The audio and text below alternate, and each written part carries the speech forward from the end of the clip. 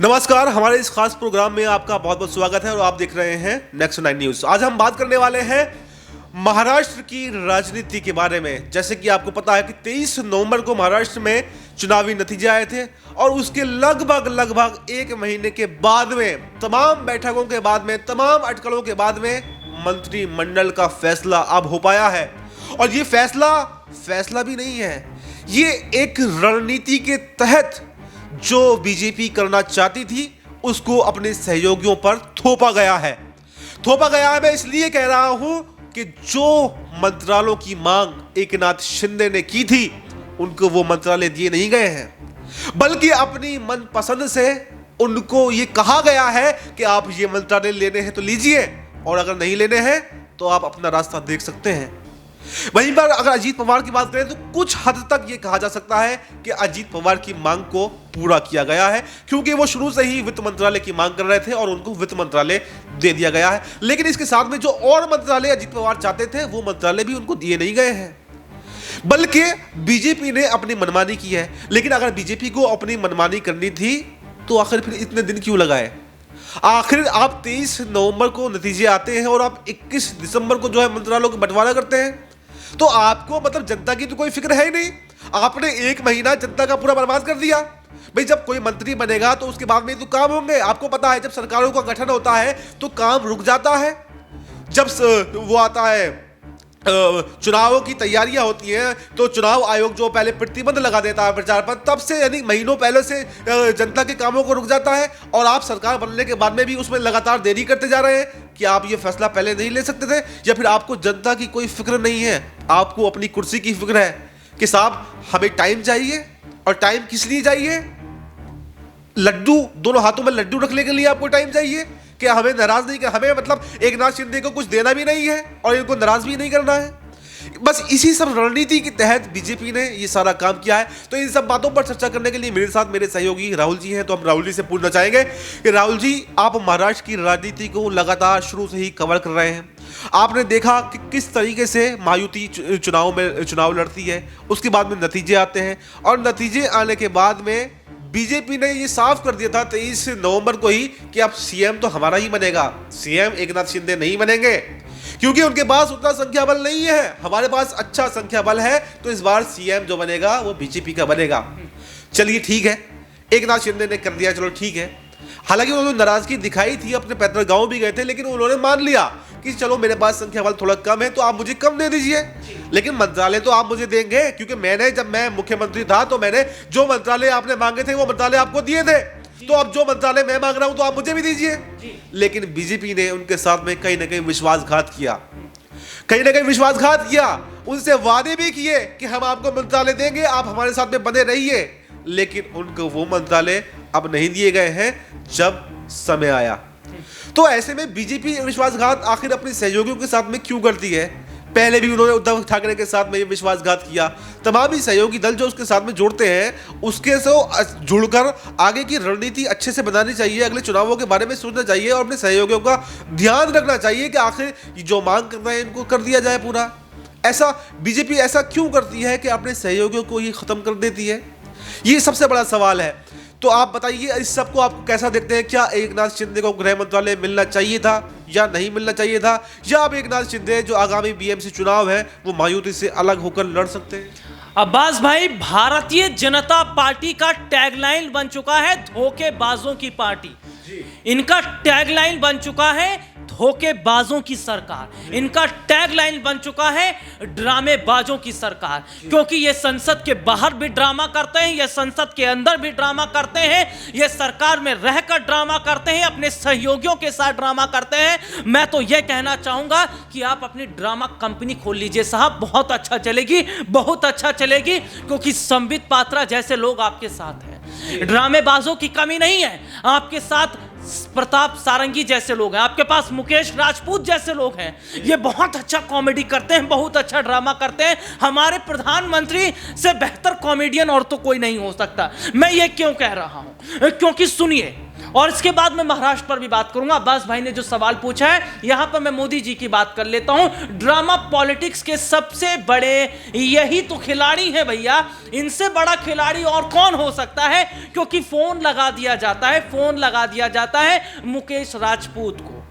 मुकेश राजपूत जिनके साथ मामूली सी धक्का मुक्की हुई है, लेकिन क्या बड़ी बड़ी बातें फोन पर होती हैं, इस पर बात कर लेते हैं। लेकिन फोन तो कभी उस वक्त नहीं लगाया गया जब बिहार में दलित बस्ती को आग के हवाले कर दिया गया। जरा पूछ ले कि भैया यहां के लोग महफूज हैं, ठीक ठाक है, क्या हुआ क्या नहीं हुआ?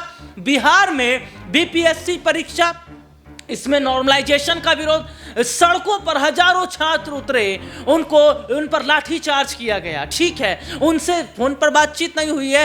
एक ऐसा अध्यापक, एक ऐसा टीचर, एक ऐसा गुरु जो आज की डेट में मिलना साहब मुश्किल ही नहीं नामुमकिन है। कान सर का जिक्र मैं कर रहा हूं, जिन्होंने बच्चों की जिंदगियां बना दी हैं, आईएएस आईपीएस बना दिया, अच्छी अच्छी विभागों में उनको भेज दिया, अच्छी अच्छी पढ़ाइयां उन्होंने करवाई हैं, उन बच्चों की मदद की जिनके पास पैसे नहीं थे पढ़ने के। ऐसे टीचर को आप फोन करके तो नहीं पूछते ना आपकी तबीयत कैसे है। उत्तर प्रदेश में यहां पर यूपी पीसीएस की बात कर लेते हैं, हजारों बच्चे सड़कों पर उतरे, लाठीचार्ज हुआ, उनसे तो फोन करके नहीं पूछा आपने उनका दुख दर्द क्या है। लेकिन आपने फोन किया किसको? आपने मुकेश राजपूत को फोन किया, और फोन तो किया, इसके अलावा तमाम कैमरा सब लाइट वाइट एकदम चकाचक तरीके से कि भैया ये सीन जो है मिस नहीं होना चाहिए, ये शॉट मिस नहीं होना चाहिए, क्योंकि हमारे देश के प्रधानमंत्री जी बात कर रहे हैं, ये अपने मन की बात करते हैं। और किस तरीके से ड्रामा किया गया ये हर कोई जानता है। मुकेश राजपूत से फोन करके आप पूछ रहे हैं, जो बंदा, जो सांसद जिसे थोड़ा सा धक्का लग गया, आप पूछ रहे थे कि तबीयत कैसे है। आपने कभी उन लोगों से नहीं पूछा जो लोग मजबूर हैं, आपने उत्तर प्रदेश में कभी नहीं पूछा बच्चों के वार्ड में आग लग जाती है उनके परिजनों पर क्या बीतती है। लेकिन मोदी जी फोन करके पूछते हैं प्रताप सारंगी से, मुकेश राजपूत से आपका हाल चाल क्या है। आपने अमित शाह को बचाने के लिए जो गंदी राजनीति भारतीय जनता पार्टी ने की है, और सबसे बड़ी बात अब्बास भाई, भारतीय जनता पार्टी ने सबको खाने का काम किया, चाहे वो महाराष्ट्र में उद्धव ठाकरे हो या ताजा उदाहरण एकनाथ शिंदे हो, बिहार में चिराग पासवान हो, पशुपति पारस हो, एक तमाम ऐसे चेहरे हैं जिनके साथ में बीजेपी ने खेला है। और कहीं ना कहीं एकनाथ शिंदे को बहुत पहले से डर था कि उनके हाथ कुछ नहीं लगेगा, लेकिन आखिरी कोशिश एकनाथ शिंदे ने की, और जब मंत्रालय का बंटवारा हुआ तो आपने शहरी विकास मंत्रालय उनके हाथ में दे दिया, आपने अजीत पवार को बड़ा रोल दिया, आपने देवेंद्र फडणवीस को बड़ा रोल दिया, और जो मंत्रालय का विस्तार हुआ है, मुझे ऐसा लगता है कि एकनाथ शिंदे की जरूरत नहीं है भारतीय जनता पार्टी को। और एकनाथ शिंदे की बात करें तो मुझे ऐसा लगता है कि उन्हें महायुति छोड़ देने चाहिए, क्योंकि उनका रोल बीजेपी में नहीं है। अगर वो अकेले चुनाव लड़ते हैं तो शायद इसका बड़ा फायदा मिलता नजर आएगा, लेकिन जिस तरीके की धोखेबाजी की गई, शिंदे के चेहरे पर चुनाव लड़ा गया और आपने देवेंद्र फडणवीस को मुख्यमंत्री बनाया, यह बताता था कि बीजेपी के रगों में चल क्या रहा है। अच्छा, बीजेपी को अगर मुख्यमंत्री अपना ही बनाना था तो फिर उन्होंने शिंदे के चेहरे पर चुनाव ही क्यों लड़ा? ये अपने आप में एक सबसे बड़ा सवाल है। लेकिन अब हम अगले सवाल की तरफ बढ़ते हैं। अगला सवाल हमारा है, एकनाथ शिंदे अब ये रणनीति बना रहे हैं कि आगामी जो बीएमसी चुनाव है उसमें या तो वो स्वतंत्र रूप से लड़ें या फिर उद्धव ठाकरे के साथ महाविकास आघाड़ी का रुख करें और महाविकास आघाड़ी से चुनाव लड़े, क्योंकि एनसीपी को तोड़कर एकनाथ शिंदे ने अलग किया था, लेकिन फिर से उसी राह पर चलने का प्रयास कर रहे हैं, क्योंकि उन्होंने बीजेपी के असली चेहरे को अब देख लिया है, बीजेपी के असली चेहरे को अब पहचान लिया है। बीजेपी के चेहरे पर जो नकाब थी अब वो कहीं ना कहीं हट गई है।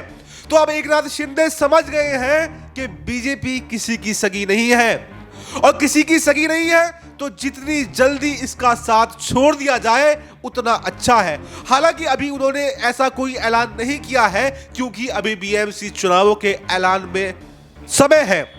जैसे ही बीएमसी चुनावों का ऐलान होगा, इसके कयास लगाए जा रहे हैं कि बीएमसी चुनाव से पहले पहले एकनाथ शिंदे जो है महायुति का दामन छोड़ सकते हैं और महाविकास आघाड़ी का दामन पकड़ सकते हैं। तो इन सबको आप कैसा देखते हैं? क्या एकनाथ शिंदे सही राह पर जा रहे हैं या फिर एकनाथ शिंदे को महाविकास आघाड़ी में नहीं जाना चाहिए बल्कि विपक्ष में बैठना चाहिए? या इन सब पूरे समीकरण जो आप लगातार कवर कर रहे हैं, तो आप इस पूरे समीकरण को कैसा देखते हैं? अब्बास भाई, छोटी सी टिप्पणी मैं करना यहां पर चाहूंगा कि ऐसा कोई सगा नहीं जिसे बीजेपी ने ठगा नहीं, और भारतीय जनता पार्टी केवल स्वार्थ की राजनीति करती है, और भारतीय जनता पार्टी ने स्वार्थ की राजनीति में ही तमाम कई बड़े बड़े चेहरों को धूल चटा दी है। यानी कि उन्हें अर्श से उन्हें फर्श पर लाकर खड़ा कर दिया, और एकनाथ शिंदे से बेहतर उदाहरण उसका कौन हो सकता है? लेकिन गद्दारी की शुरुआत एकनाथ शिंदे ने की थी, और जो दोगे वो पाओगे। ये एकनाथ शिंदे को अब आंखें खोलने वाली बात है